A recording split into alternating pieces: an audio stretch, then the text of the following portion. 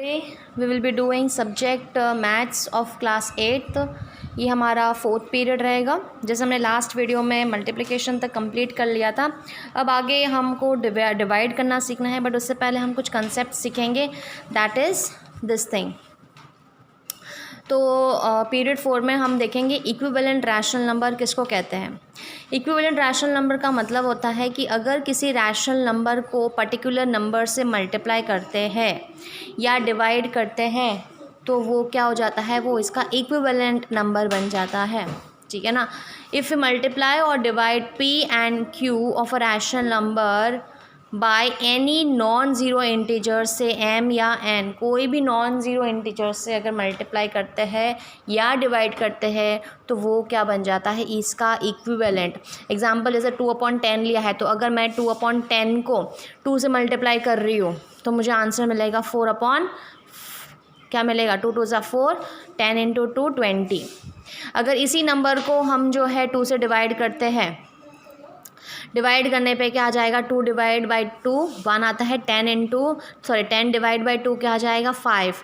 तो ऐसे नंबर्स ये इक्विवेलेंट कहते हैं, क्योंकि हम लोग फाइनली अगर इसको लो स्टैंडर्ड में करेंगे, स्टैंडर्डाइज कर लेंगे, तो आपको वही वैल्यू मिलेगा जैसे 1/5, इधर भी 1/5, और इसको भी अगर हम जो है स्टैंडर्डाइज करते हैं तो 1/5 आता है। तो इक्विवेलेंट जब भी आपको क्वेश्चन आता है, पूछा जाता है कि इक्विवेलेंट रैशनल नंबर बनाना है, तो आपको किसी पर्टिकुलर नंबर से न्यूमरेटर और डिनोमिनेटर को या मल्टीप्लाई करना है या डिवाइड करना है।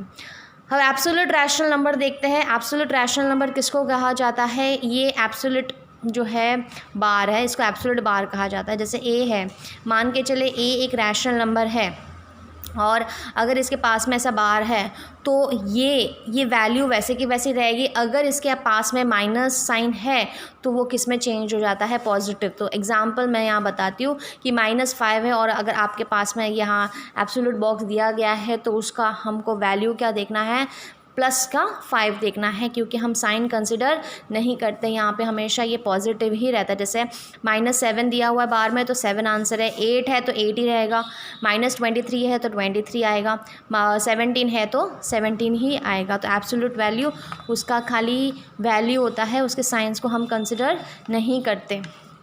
हम नेक्स्ट देखते हैं third, the standard form of a rational number P/Q is set to be in the standard form और द लोएस्ट फॉर्म। तो स्टैंडर्ड फॉर्म को क्या कहते हैं, लोएस्ट फॉर्म। अगर हम उसका HCF जो है उसका फाइनल में कॉमन आता है, मतलब 1 जो है उसका कॉमन आता है, 1 HCF आता है, तो उसको हम क्या कहते हैं, स्टैंडर्ड फॉर्म। मतलब आपको ये क्वेश्चन दिया हुआ है जैसे 25/35, हमने 5 से इसको डिवाइड कर दिया, तो 5 की टेबल में 5 बार, 5 7 ज़ा 35, तो ये हो गया लोएस्ट फॉर्म। क्योंकि अब देखो इसमें कोई कॉमन डिजिट्स नहीं, कॉमन जो है नंबर नहीं है जिससे वो आगे डिवाइड होगा। तो अगर कोई नंबर को हम किसी पर्टिकुलर नंबर से डिवाइड करते हैं और वो इस पैटर्न से जाता है, वो आगे और डिवाइड नहीं हो सकता है, तो वो उसका स्टैंडर्ड फॉर्म है। जैसे 2/10 का 2 से डिवाइड कर दिया तो 1/5 स्टैंडर्ड फॉर्म है। अगर एग्जाम्पल में एक और लिखूँ 4/8, ठीक है ना, तो मैं इसको 2 से डिवाइड करती हूँ, 2 2 ज़ा 4, 2 4 ज़ा 8।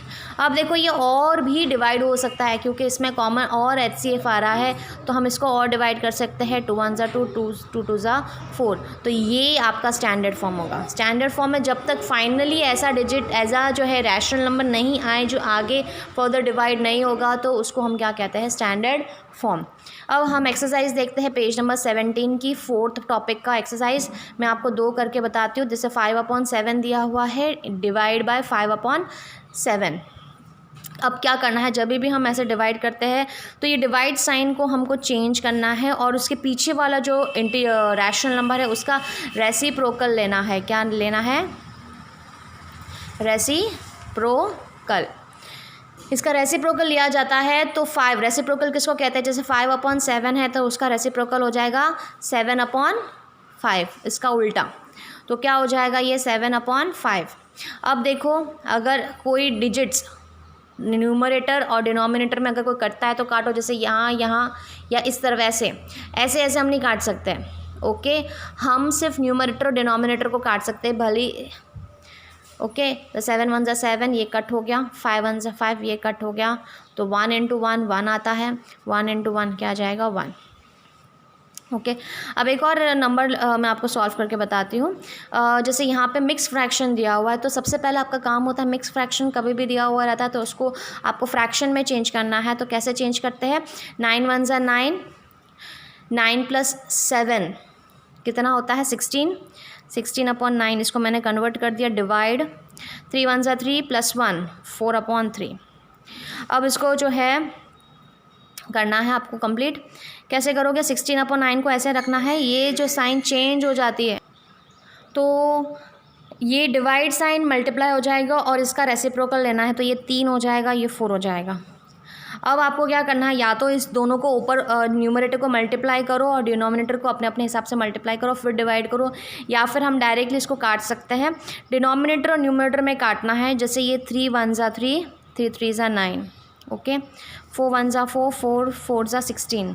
तो अब देखो क्या बचा है, यहाँ पे आपको 4 इंटू 1 बचा और 3 इंटू 1 बचा, तो 4 1 ज़ा 4, 3 1 ज़ा 3, तो ये आपका आंसर है। ओके मैं एक और सम सॉल्व करके आपको बता देती हूँ, अगर अभी भी आपको डाउट लग रहा है। जैसे ये वाला क्वेश्चन थर्ड वाला, -7 अपॉन 2 डिवाइड बाई 4। जब खाली डिजिट 4 होता है तो इसका डिनोमिनेटर हमेशा क्या रहता है 1। अब क्या करना है, इस नंबर डिजिट को ऐसे का ऐसे ही रखो और ये जो है डिवाइड का मल्टीप्लाई हो जाएगा, ये 1 अपॉन 4 हो जाएगा। अब देखो 7 नीचे कोई डिजिट से कटेगा नहीं, ये ऐसे नहीं काटना है कभी भी, 2 1 ज़ा आप कभी भी ऐसे नहीं काटोगे, अगर ऊपर नीचे है तो ही आपको काटना है, या इस तरीके से, ठीक है ना। तो अब कुछ भी नहीं कट रहा है, तो 7 1 ज़ा 7 ऐसे लिखो और 2 4 ज़ा 8 है, तो ये और माइनस साइन आएगा इधर, तो ये आपका फाइनल आंसर रहेगा। ओके तो यहाँ तक हम कंप्लीट करते हैं। आपका होमवर्क रहेगा एक्सरसाइज जो एक्सरसाइज नहीं, प्रैक्टिस टू बी परफेक्ट का जो है पेज नंबर 17 का पार्ट 4 पूरा आपको सॉल्व करना है अच्छे से। मैंने 3 क्वेश्चन किए हुए, आप सब साथ में ही कर लो। और ये जो नोट्स है ये आपको लिखने हैं क्लास वर्क में, ये आपका CW रहेगा, ये इक्विवेलेंट के बारे में, ये एब्सोल्यूट के बारे में लिखना है एंड स्टैंडर्ड फॉर्म के बारे में लिखना है। स्टैंडर्ड फॉर्म क्या होता है, standard form of a rational number. Okay यहाँ तक हम टॉपिक कंप्लीट करते हैं।